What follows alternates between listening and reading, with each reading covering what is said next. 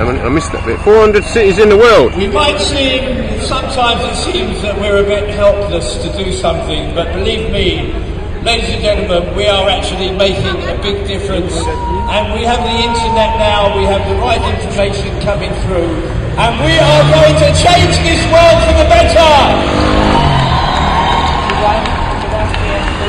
Now, on the horizon, most of the planet seems covered in poison.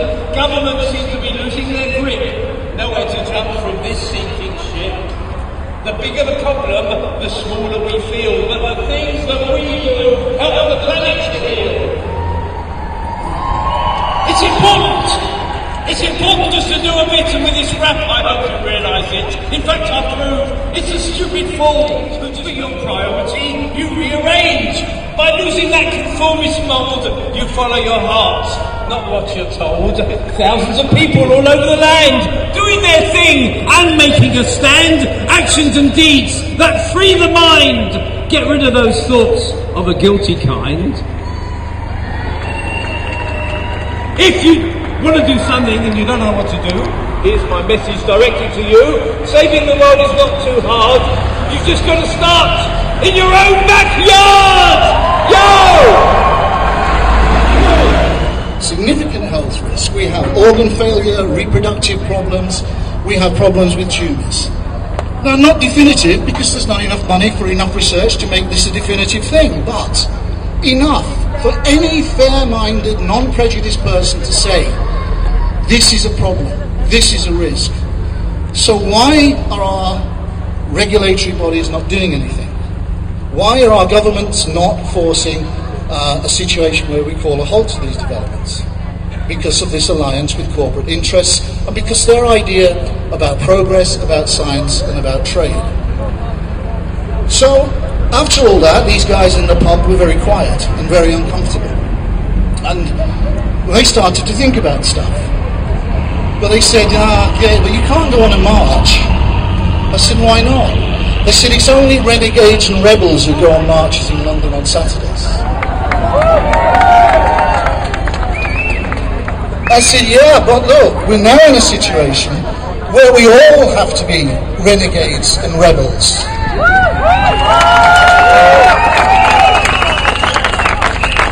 Those dumbheads, dummies, duplicitous bastards who inhabit that building over there are no longer protecting us. So we have to protect ourselves. Those people, our political class, our business class, are in some kind of alliance with what is a virtual monopoly. They are undermining our safety systems, they're undermining our seed supply. I had to tell these guys that since 1990, our patent law has been undermined by the introduction of the right to patent life. Patents were never designed for that, but that has been pushed through the courts. That's been introduced and pushed through the courts. And in 2000, the US courts allowed patents on biotechnology. And it's this law, it's these laws that open the way to Monsanto's grip on the seed industry, to enable Monsanto to take thousands and pursue farmers throughout the globe for infringement of patent rights. But this is a law that's passed for us. We're citizens. Our governments passed this, and our governments have been allowing this to be undermined.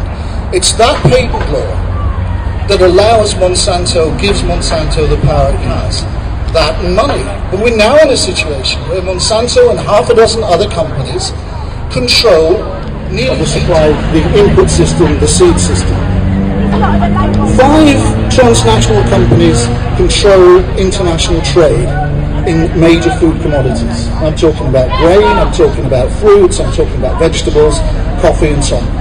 These companies control the ports, they control the storage areas, they control the logistics, the entire logistics that gets that stuff out. And of course they don't want it to come out, because they want to create a world where we have to accept GM by default, because all the alternatives are being squeezed.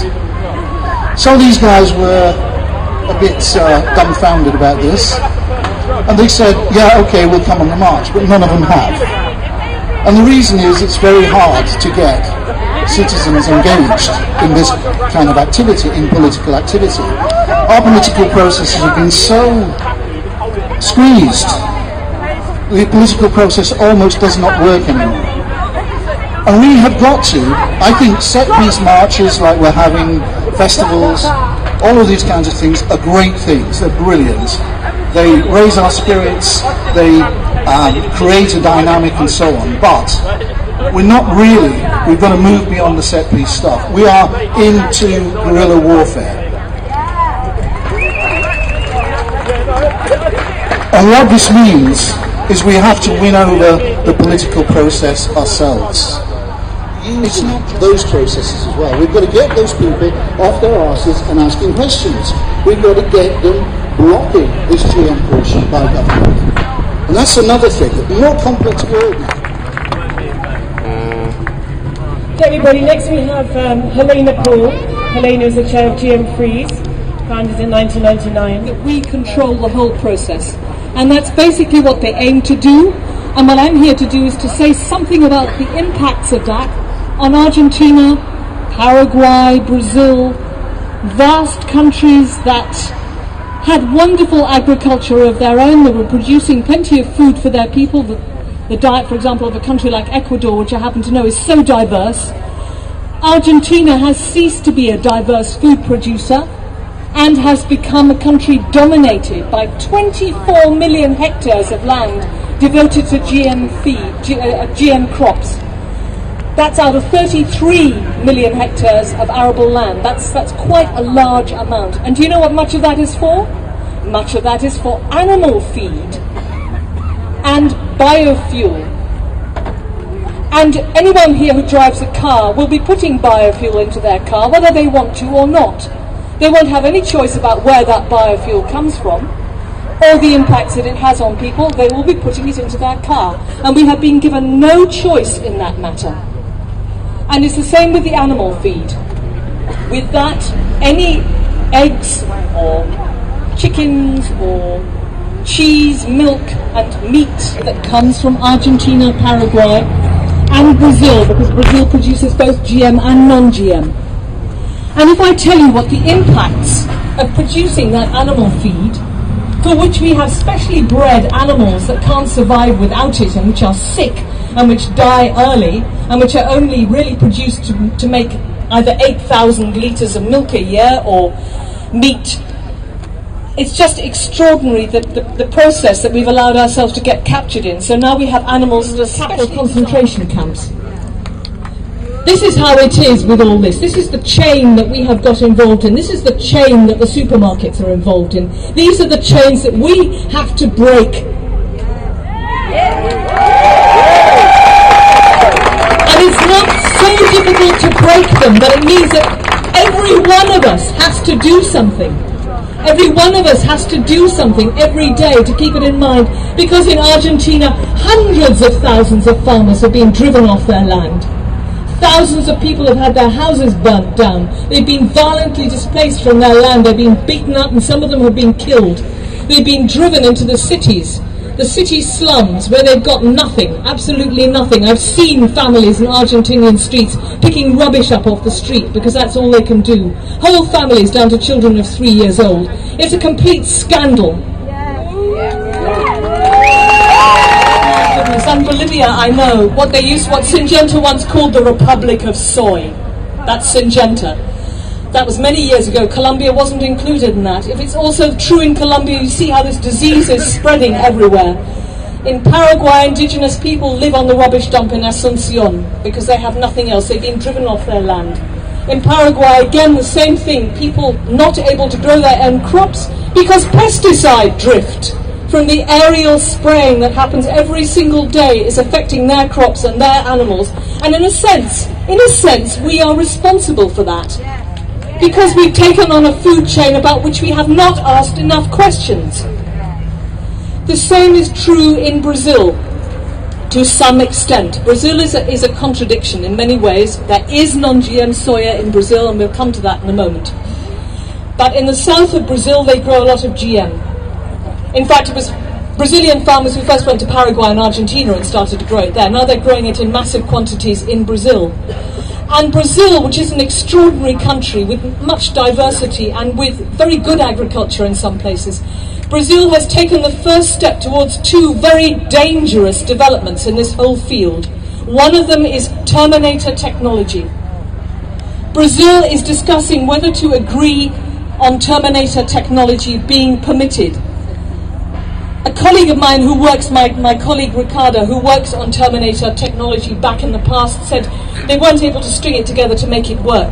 But it sends a signal out to the world, and if it doesn't work, that will be even worse if it works in a piecemeal manner. The idea is suicide seeds, seeds that will not grow if you put them in the soil. What kind of violence and violation is that? It's just extraordinary what they're planning for us. And the other thing that Brazil is doing is it's planning to introduce seeds that are tolerant of 2,4-D. If any of you remember the name 2,4-D, and why the hell should you? There's another one called 2,4,5-T, which is produced by Monsanto, and 2,4-D by Dow Chemical. Put together, it makes Agent Orange, which was sprayed everywhere in Vietnam, as you know. Everywhere in Vietnam.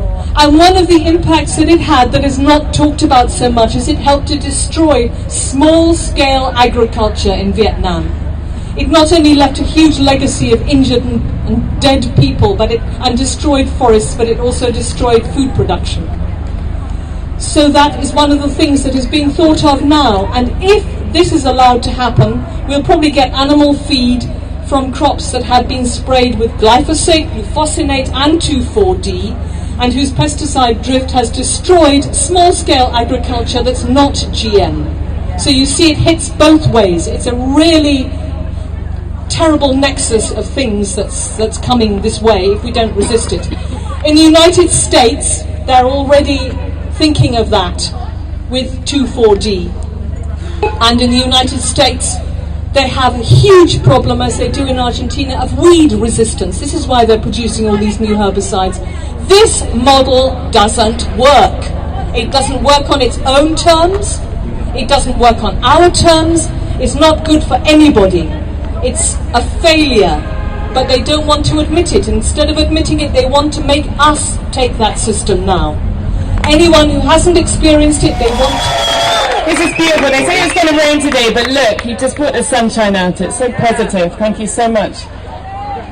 So I just want to say a couple of things. Of course, I would imagine most people here know that the solution to Monsanto is to stop giving them our energy and to support organic local farmers and to be growing our own food. Corporations wanted to genetically engineer the seed in order to patent it, and to do this they wanted to enforce the laws on patenting on the world. Monsanto admitted it wrote the intellectual property rights law of World Trade Organization, a law that allows Monsanto to pretend they are inventors of seed, owners of seed, and therefore can collect royalties. It was drafted by Monsanto. So many of the laws that should be written by the people, for the people, through representatives that come to these amazing buildings, are being written by Monsanto. I think you will all have to deal with this European law, and now onwards, please start visiting seedfreedom.eu, where there's a petition which the European parliamentarians and Navdani have drafted to just let the European Commission know that there might be 80 lobbyists in Brussels, but our seeds will belong to our gardens and our hearts. Neither the government of the UK nor the parliamentarians of the UK realize that the GMO emperor has no clothes. They said they feed the world, the yields have gone down. It used to be 1,200 kilograms per hectare of cotton before the BT cotton. It has dropped to 500 kilograms a year in our own bodies. That is what will liberate the seed and liberate our food. And that's the kind of knowledge that allows us to see that 72% food comes from small farms. Not in industrial farming. This is FAO data. UNCTAD, FAO, ILO, every UN body is being forced to recognize small farms produce more. And if you add to farms the gardens that you are all creating, 90% of the food system today is a free food system. We've got to take it to 100%. Not that difficult. Because if we follow the other path of Monsanto, they only bring 28% of food. From the 2 GMO crops, corn and soya, they only bring 10% of toxic food, unlabeled. The only reason it gets there is because it's not labeled. And worse, they do this by destroying 75% of the planet. If we allow them to increase even to 15, 20% more, the entire planet will be devastated. The planet cannot afford to have a fictitious person, a corporation called Monsanto, on it. We need real people with real love and real solidarity, and that is what we have to build over the next year.